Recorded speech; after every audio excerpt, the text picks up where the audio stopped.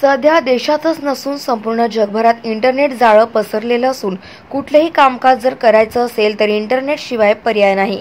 त्याच अनुषंगाने पंचायत समिती मुखेड येथे गटविकास अधिकारी यांच्या अध्यक्षतेखाली तालुक्यातील रोजगार सेवकाची एक विशेष बैठक घेऊन त्यांना काम करण्यासाठी काय अडचणी येतात, साहित्य कोणकोणतं लागतं, त्यांना कोणकोणत्या अडचणीला सामोरं जावं लागतं त्याबाबत शासन सविस्तर असा विचार करून रोजगार सेवकांना अनेक सुविधा उपलब्ध करून देण्याचे काम शासनाने केले आहे।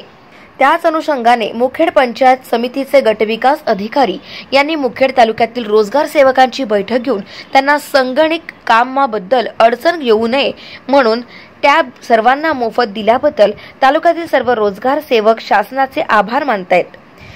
कार्यक्रमाचे अध्यक्ष म्हणून लाभलेले गटविकास अधिकारी रामोड साहेब तसेच एपीओ केंद्र साहेब, विस्तार अधिकारी मुखेडकर साहेब तसेच डाटा ऑपरेटर मुंडे, गायकवाड, शेंडगे, त्याचबरोबर महाराष्ट्र संघर्ष समितीचे अमोल वाकोडे, तालुकाध्यक्ष भारत नाईक, तालुका सरचिटणीस दिलीप चव्हाण इत्यादींची उपस्थिती लाभली होती। गाव माझा न्यूज करिता बाबूराव वाघमारे, मुखेड, नांदेड।